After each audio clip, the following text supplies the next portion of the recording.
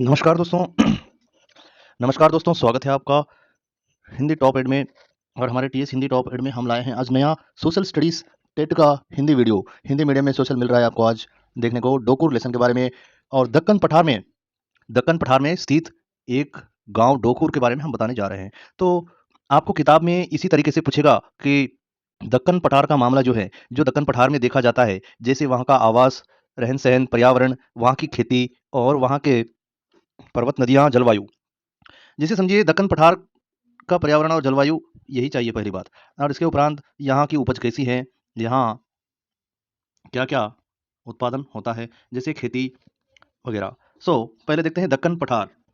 ये दक्कन पठार जो है, इस दक्कन पठार में पठार के देखिए दक्कन पठार जो है, इसके दोनों तरफ, पश्चिमी तरफ और पूर्वी तरफ घाट है। तेलुगु में आप कनमालू कहते हैं, इंग्लिश में घाट्स, हिंदी में घाटियाँ। दक्कन पठार की तरफ एक तरफ दक्कन पठार के एक तरफ पश्चिमी घाट और दूसरी तरफ पूरब घाट है। दक्कन का पठार जो है, ये दोनों तरफ से तटीय मैदानों की तुलना में ऊंचा है। देखिए ये दक्कन पठार जो है, दक्कन पठार दोनों तरफ से तटीय मैदानों की तुलना में ऊंचा है। तटीय मैदान यानी जैसे जिस प्रकार हमारा पठार समुद्र के, ये इंडिया का दक्षिण भाग है, तो इधर भी समुद्र का किनारा है, इधर भी समुद्र का किनारा है। तो दोनों तरफ से यहाँ समुद्र का किनारा है और तटीय मैदानों की तुलना में, यानी समुद्र के इस तट और इस हमारी सीमा के बीच का जो प्रांत तटीय मैदान होता है, इसकी तुलना में यह बीच का प्रांत जो है, यह ऊंचा होता है। यह समुद्र तट से ऊंचा होता है। इस प्रकार देखा जाए तो पश्चिम की ओर भी समुद्र तीर है और यही समुद्री तट जो है, सी कोस्टल एरिया पश्चिम और पूर्व दोनों की ओर है। इसी तरह पश्चिम और पूर्व की ओर घाट भी हैं, यानी पर्वत सीमाएं हैं। पर्वत सीमाओं को हम घाटियां या घाट कहते हैं, इंग्लिश में घाट्स कहते हैं, तेलुगु में आप कहते हैं कनुमलु। दक्कन पठार पश्चिम से पूर्व की ओर फैला हुआ है। दक्कन पठार पश्चिम से पूर्व की ओर फैला हुआ है, जैसे इस तरह पश्चिम से पूर्व की ओर फैला हुआ है। समझ तो रहे हो कि पश्चिम से पूर्व की ओर यह फैला हुआ है। इसके उपरांत आप पठारों में छोटी-छोटी पहाड़ियाँ, पर्वत श्रृंखला, टीले और उनके बीच कुछ समतल भी देख सकते हैं। कुछ समतल भी आपको देखने को मिलेगा। आपको चाहिए कि पठार को पूरी तरह से जानना। पठार परिणाम स्वरूप आवासीय क्षेत्र और कृषि भूमि छोटे क्षेत्रों में ही संभव है।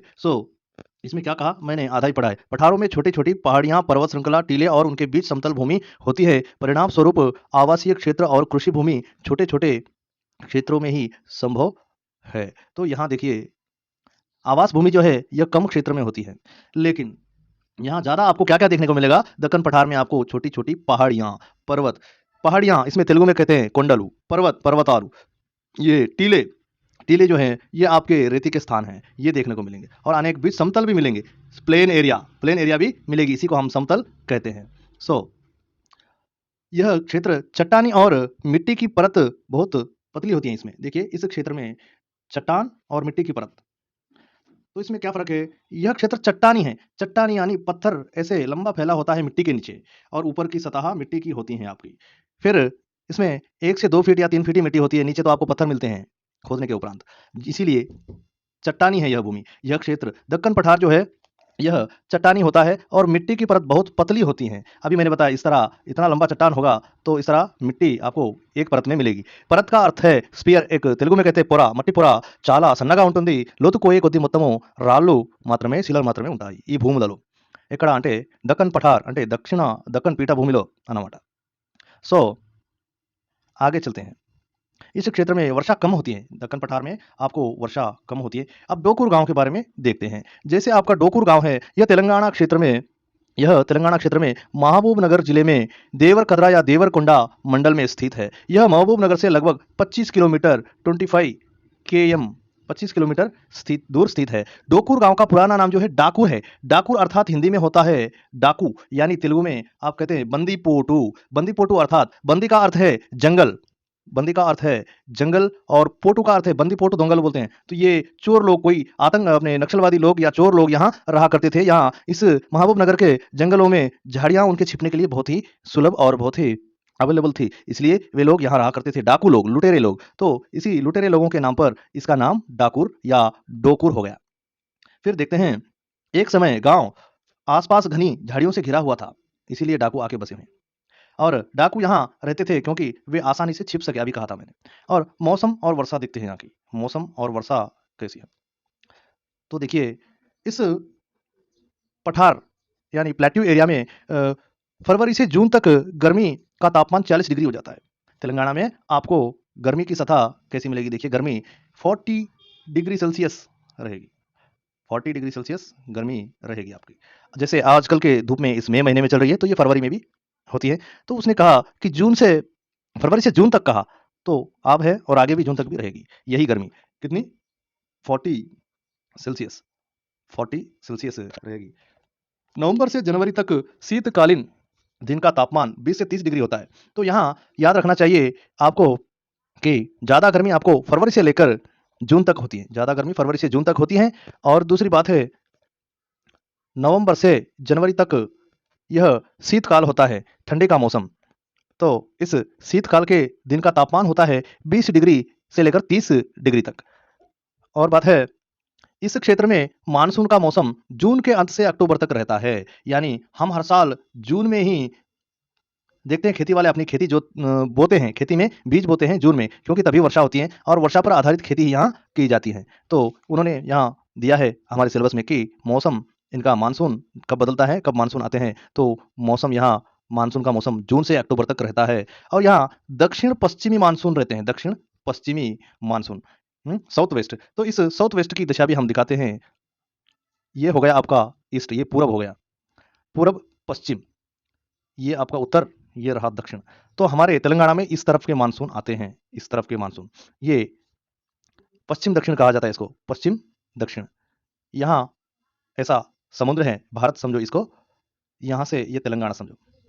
यहाँ पर वर्षा ऐसे आपके बादल बन जाते हैं यहीं से, मानसून। तो देखते हैं, दक्षिण पश्चिमी समुद्र से मानसून आते हैं। तेलुगु में कहते हैं नैऋति ऋतुपवनालु। यहाँ तेलंगाना में यहीं की वर्षा होती है। इसलिए इसका मौसम जून के अंत से अक्टूबर तक दिखाई देता है। दोस्तों, एक वर्ष से एक और वर्ष के लिए वर्षा में अधिकांश भिन्नता होती है। कभी बहुत सारी वर्षा हो जाती है, कभी बहुत कम वर्षा होती है दक्कन प्लेटू में। और सूखे यानी करवू कहते हैं तेलुगु में, सूखा पड़ जाता है। तो सूखा की स्थिति शुष्क वर्षों के दौरान होती है। कभी कभी सूखा होता है तो शुष्क वर्ष जो बिना वर्षा वाला वर्ष हो जाता है, जिस किसी साल वर्षा नहीं होती है, तो उस वर्ष सूखा आ जाता है। కరువు అనేది వస్తుంది ఎప్పుడంటే ఎప్పుడైతే వర్షాలు పడవో ఆ రోజుల్లో ఈ దక్కన్ ప్లాటూ ప్రాంతంలో ఏమవుతుంది అంటే सूखा सूखा అంటే కరువు కాటకాలు అనేవి ఏర్పడతాయి। సో आगे बढ़ते हैं। मिट्टी, तो दक्कन पठार में जो स्थित गांव है, इस गांव की और इस पठार की भी मिट्टी इसी तरह की होती है। तो मिट्टी के बारे में, सॉइल के बारे में यहाँ दिया गया है। डोखुर गांव में आधी खेती जमीन लाल मिट्टी वाली होती है, आधी खेती की जमीन लाल मिट्टी वाली होती है, जिस तरह यहाँ दिया गया है लाल मिट्टी। तो लाल मिट्टी देखिए, डोकुर गांव में आधी खेती की जमीन लाल मिट्टी वाली होती है। दक्कन पठार में भी ज्यादा से ज्यादा लाल मिट्टी ही होती है ना। और आपके कुछ आधी सतह मिट्टी की काली भी होती है, जैसे आदिलाबाद प्रांत में काली मिट्टी आपको मिलती है देखने को। चलो आगे देखते हैं।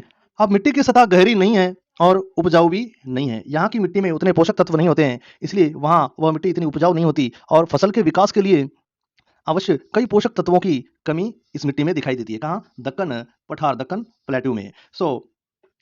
रेत का प्रतिशत अधिक होने के कारण इसमें ज़्यादा पानी नहीं रह सकता। यानी काली मिट्टी में ज़्यादा दिनों तक पानी भरा हुआ रहता है और पानी अच्छा ही रहता है। तो रेती की माटी में अधिक दिनों तक पानी रहता भी नहीं है और उसमें पानी में खराबी आ जाती है, हरा-हबीला हो जाता है, खराब हो जाता है। यानी पानी को अच्छा रखने वाली मिट्टी जो है, ये काली मिट्टी पानी को सुजल रखती है। सो यहाँ फसल की जड़ें मजबूत और चौड़ी नहीं होती, क्योंकि काली मिट्टी की तरह रेतीली मिट्टी में फसल नहीं उगती है। और फसल इसलिए नहीं उगती क्योंकि काली मिट्टी में पानी और एक मिनट में आपको कुछ बताने जा रहा हूँ। हाँ, तो देखते हैं कहाँ थे हम।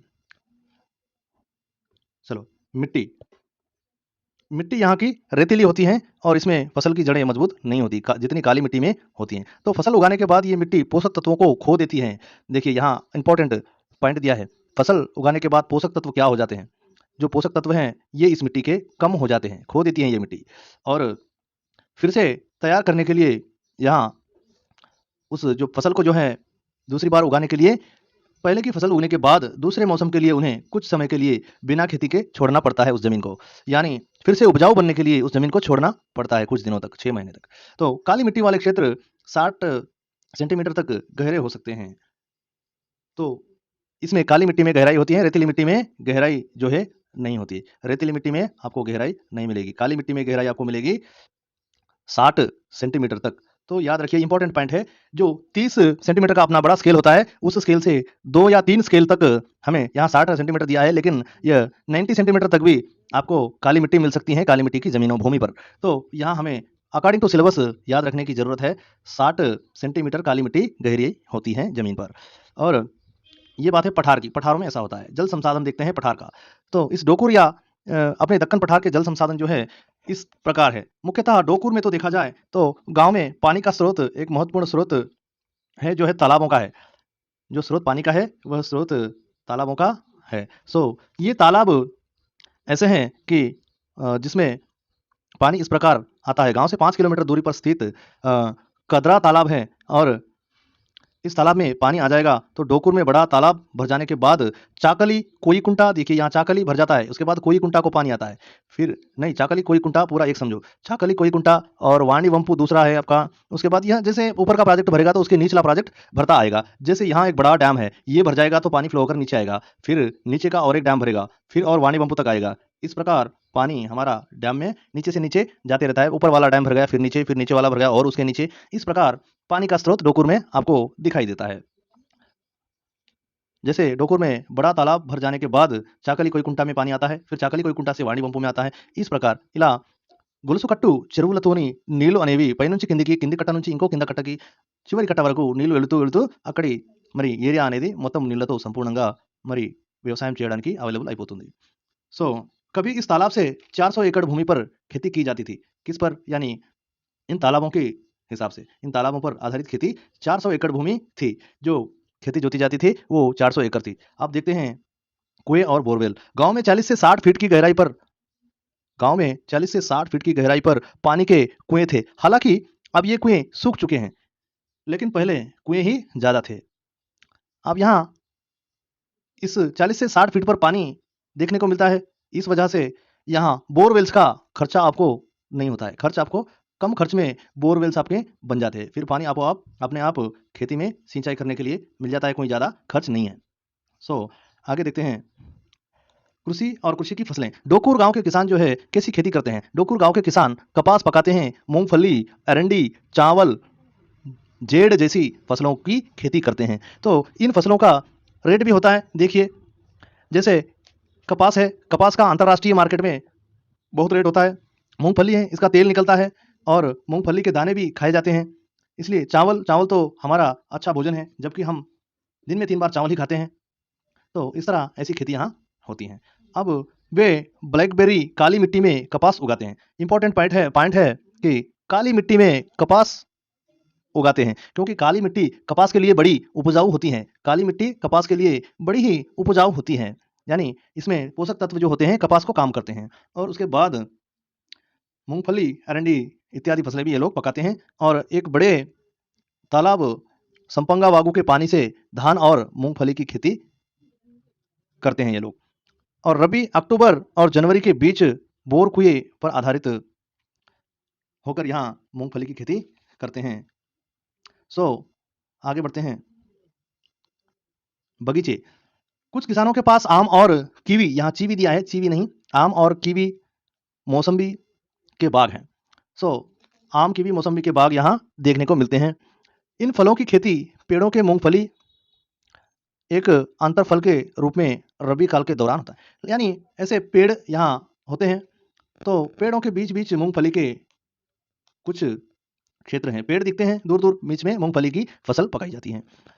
तो इस तरह अन्य जीवन रूप है इनका कि कस्बों के कारण रोजगार के लिए छोटे किसान खेत मजदूरों के रूप में शहरों की ओर चले जाते हैं। तो देखिए, यहाँ छोटे किसान जो है गाँव कस्बों में, ये लोग गाँव कस्बे छोड़कर शहर चले जाते हैं, क्योंकि अब अक्टूबर-नवंबर के बाद तो उनको फसलें मिलती नहीं हैं और काम-धंधा कुछ मिलता नहीं है खेतों में।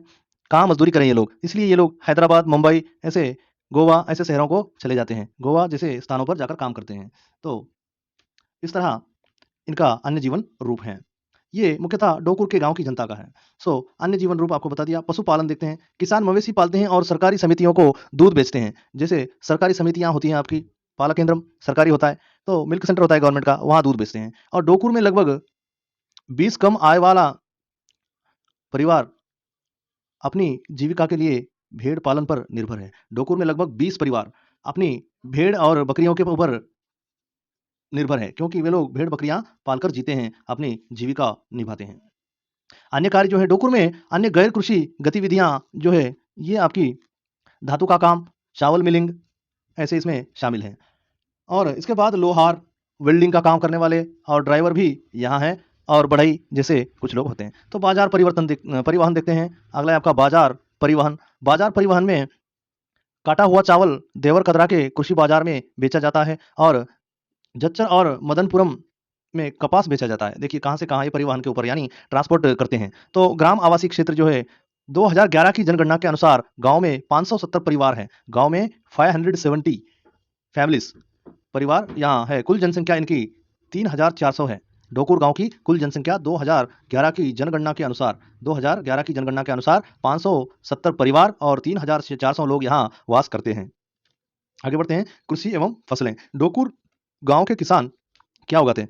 कपास, मूँगफली, अरंडी, चावल, ये तो मैंने आपको बता दिया। चलो आगे बढ़ते हैं। जल संसाधन जो है डोकुर गाँव में पानी एक महत्वपूर्ण स्रोत है। यहाँ तालाबों पर निर्भर जनता है और गाँव से 5 किलोमीटर की दूरी पर स्थित कदरा तालाब है, ये भी मैंने आपको बता दिया था। और इस कदरा तालाब के बाद नीचे आपको चाकली कोईकुंटा और वाणीवंपु जैसे तालाब हैं, जो गोलसु कट्टू कहते हैं तेलुगु में, गोलसु कट्टलू। तो हम कह सकते हैं जो माला की तरह एक के नीचे एक हो, इस तरह के चैन सिस्टम में आपको तालाब मिल जाते हैं। और इस तरह यहाँ की जलवायु है। वर्षा, मार्केट, खेती, फसल सब कुछ हमने डोकुर का आपको बता दिया है। लेकिन डोकुर में जो है या पठार में जो है भूमि किस तरह होती है और वहाँ का जलवायु का परिवर्तन किस तरह होता है, ये हम बताते हैं। ये आपका कोना है भारत का, यहाँ पर तेलंगाना है। तो यहाँ दक्षिण पश्चिम यानी दक्षिण और पश्चिम के बीच का भाग तेलुगु में आप नैऋति कहते हैं। यहाँ से पवन उड़ते हैं मानसून, और यहाँ के मानसून इस तरह हिमालय को जाकर टकराकर फिर वापस आकर यहाँ तेलंगाना में वर्षा होती है। और इसके साथ साथ तेलंगाना में या दक्कन पठार जो है, दक्कन पठार में इस तरह पश्चिमी तट और पश्चिमी तट के बाद मैदान, फिर मैदान के बाद आपकी पश्चिमी घाटियाँ, फिर पूर्व में भी पूर्व तट और पूर्व घाटियाँ, पूर्व मैदान, इस तरह आपके होते हैं। लेकिन पश्चिम मैदान आपका बहुत ही गहरा है और पूर्व मैदान आपका संकरा इस तरह टूटा हुआ है, क्योंकि यहाँ कुछ नदियाँ अंदर आते ही रहती हैं। यहाँ आपको डेल्टा देखने को मिलता है, जैसे कृष्णा गोदावरी डेल्टा ऐसे मिलते हैं। इनकी उपज बहुत बड़ी है। यहाँ उपजाऊ भूमि अधिक से अधिक होती है डेल्टा भूमि में, और यहाँ अच्छी फसलें भी आपको उत्पादित होती हैं। इस प्रकार है दक्कन पठार का एक गांव डोकुर, और यह दक्कन पठार। दक्कन पठार में आपको बहुत कुछ मिलता है। दूसरा भी आप पढ़ सकते हैं, ओन मटेरियल में आप कुछ भी पढ़ सकते हैं। देखिए हमने जो बनाया, हमारी हेल्प इतनी है, और इस वीडियो को बनाते हुए हमारा वीडियो देखने का धन्यवाद भी आप लोगों से करते हैं।